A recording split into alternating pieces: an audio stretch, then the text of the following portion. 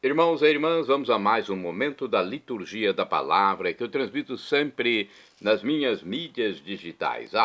@Paulo Roberto Maciel, Maciel 7919 no YouTube. Paulo Roberto Maciel 6 no Instagram. Neste vídeo, a liturgia referente ao domingo, dia de preceito para o católico, 9 de agosto de 2026, 19ª semana do tempo comum começando. O ano litúrgico é o A, a cor é verde. No rito temos a missa própria com glória, eu creio, o prefácio do domingo. Vamos às leituras. A primeira leitura é a leitura do livro dos Reis, primeiro livro dos Reis, capítulo 19, versículos 9a, 11 a 13a.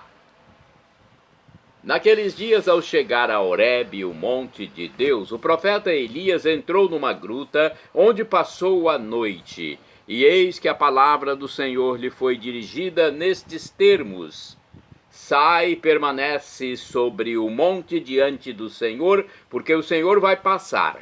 Antes do Senhor, porém, veio um vento impetuoso e forte, que desfazia as montanhas e quebrava os rochedos, mas o Senhor não estava no vento. Depois do vento houve um terremoto, mas o Senhor não estava no terremoto. Passado o terremoto veio um fogo, mas o Senhor não estava no fogo.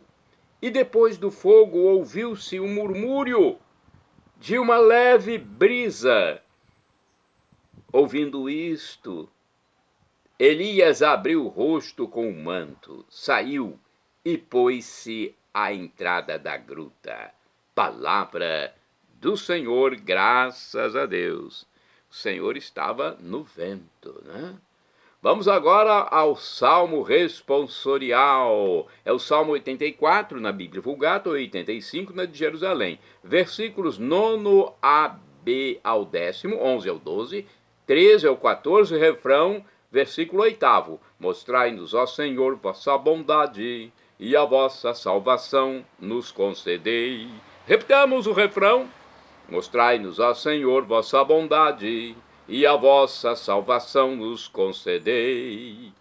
Quero ouvir o que o Senhor irá falar. É a paz que ele vai anunciar. Está perto a salvação dos que o temem, e a glória habitará em nossa terra. Mostrai-nos, ó Senhor, vossa bondade, e a vossa salvação nos concedei. A verdade e o amor se encontrarão. A justiça e a paz se abraçarão. Da terra brotará a fidelidade, e a justiça olhará dos altos céus. Mostrai-nos, ó Senhor, vossa bondade, e a vossa salvação nos concedei. O Senhor nos dará tudo que é bom, e a nossa terra dará suas colheitas.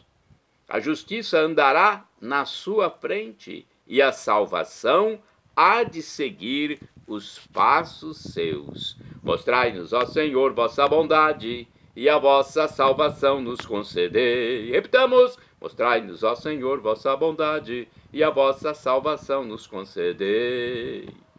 Segunda leitura, leitura da Epístola de São Paulo aos Romanos, capítulo 9, versículos do 1º ao 5º. Irmãos, não estou mentindo, mas em Cristo digo a verdade, apoiado no testemunho do Espírito Santo e da minha consciência. Tenho no coração uma grande tristeza e uma dor contínua, a ponto de desejar ser eu mesmo segregado por Cristo em favor de meus irmãos, os de minha raça. Eles são israelitas. A eles pertencem a filiação adotiva, a glória, as alianças, as leis, o culto, as promessas e também os patriarcas. Eles é que descende, quanto à sua humanidade, Cristo, o qual está acima de todos. Deus bendito para sempre. Amém. Palavra do Senhor, graças a Deus.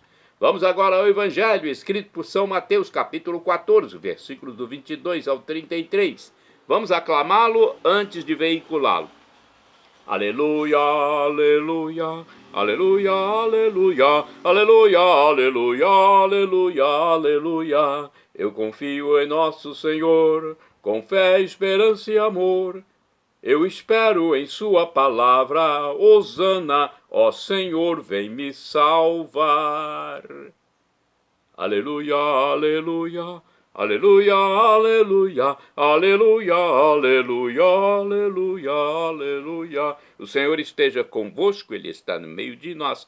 Proclamação do Evangelho de Jesus Cristo, segundo São Mateus. Glória a vós, Senhor, pelo sinal da Santa Cruz. Concedei-me, Senhor, purificai a minha mente, meus lábios e meu coração, para ouvir vossa palavra e praticá-la para o bem. Naquele tempo, depois da multiplicação dos pães, Jesus mandou que os discípulos entrassem na barca e seguissem à sua frente para o outro lado do mar, enquanto ele despediria as multidões. Depois de despedi-las, Jesus subiu ao monte para orar a sós. A noite chegou e Jesus continuava ali sozinho. A barca, porém, já longe da terra, era agitada pelas ondas, pois o vento era contrário. Pelas 3 horas da manhã, Jesus veio até os discípulos andando sobre o mar. Quando os discípulos o avistaram andando sobre o mar, ficaram apavorados e disseram: é um fantasma, e gritaram de medo. Jesus, porém, logo lhes disse: coragem, sou eu, não tenhais medo. Então Pedro lhe disse: Senhor, se és tu, manda-me ir ao teu encontro, caminhando sobre a água. E Jesus respondeu: vem. Pedro desceu da barca e começou a andar sobre a água, em direção a Jesus. Mas quando sentiu o vento, ficou com medo e, começando a afundar, gritou: Senhor, salva-me! Jesus logo estendeu a mão, segurou Pedro e lhe disse: homem fraco na fé, por que duvidaste? Assim que subiram no barco, o vento se acalmou. Os que estavam no barco prostraram-se diante dele, dizendo: verdadeiramente, tu és o Filho de Deus. Palavra da salvação, glória a vós, Senhor. Purificai, Senhor, minha mente, meus lábios e meu coração, para acolher vossa palavra e que ela produza bons frutos na minha vida. Olha, que bacana, né? Que bom ouvir este evangelho. O evangelho de Jesus andando sobre as águas, e Pedro andou um pouco também. Vamos saber da reflexão, da hermenêutica, da exegese. A fé, aqui no livro O Pão Nosso de Cada Dia, está dizendo o seguinte: a fé tem um caminho, uma história. O caminho progressivo típico do discípulo vai da incredulidade à dúvida e da dúvida à fé. Em Nazaré, se fez um caminho regressivo do maravilhamento à dúvida e da dúvida à incredulidade. No lago de Genezaré, o caminho, como vamos ver, é progressivo, do apavoramento à coragem da fé, testada sem dúvida pela dúvida e pela queda, que, na esperança de salvação, chega à sua plenitude. A dúvida está no meio do caminho entre a incredulidade e a fé. Dela ninguém escapa. Uma fé consciente, adulta, exige que aquele que não crê duvide do seu não crer, e que aquele que crê duvide do seu crer. Só assim a incredulidade é racional e a fé é razoável. Todo dogmatismo cego impede o necessário e saudável caminho que vai da razão à fé e da fé à razão, para prejuízo da verdade, que é a pretensão de ambas. Aqui parece que ele entrou na filosofia, hein? O autor desse comentário. Os discípulos estão sozinhos no barco, suspensos entre o céu e a terra, distantes de um lado da terra e do outro lado da terra, no olho do abismo, remando entre as ondas do mar. Depois do corpo dado por nós, na multiplicação que aponta para a Eucaristia, Jesus está ausente. Só os discípulos estão lá no mar. É noite, o vento é contrário, os discípulos se matam de trabalhar para chegar com o barco, sãos e salvos, na outra margem. E essa é a condição da igreja, chamada a enfrentar o mesmo caminho de Jesus depois que ele subiu com eles ao monte e os enviou a todos os povos da terra. Aos olhos da carne, ele está ausente. Aos olhos da fé, ele não só não é nenhum fantasma, mas está com os discípulos. É o eu sou, até o fim dos séculos. Olha a analogia feita aqui, né? Ele está presente no amor fraterno. Mais que isso, ele está presente como amor fraterno. Ele está presente como amor fraterno. Esse é o pão que há dentro da barca, sempre ameaçado pelo fermento dos fariseus, o egoísmo do qual os discípulos precisam acautelar-se. Nem sempre é assim, mas para a maioria das pessoas é quando se vai a pique, que se pede água, se grita pela salvação, independentemente do que se crê ou não se crê. Esse grito explode do coração. Senhor, salva-me. É a raiz imperdível da fé. Um comentário aqui, então, é interessante, né?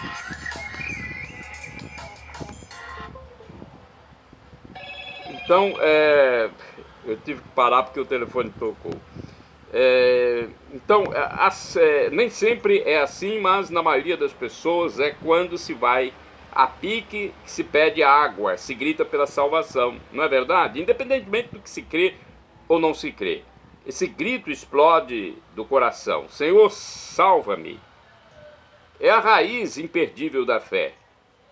Se esta consegue deitar raízes, a experiência de salvação frutifica na paz. Pedro é símbolo de cada um de nós. Quando voltamos a olhar para o Senhor e para o seu chamado, temos confiança que conseguimos avançar. Quando, porém, fixamos nosso olhar nas dificuldades, nos amedrontamos e afundamos.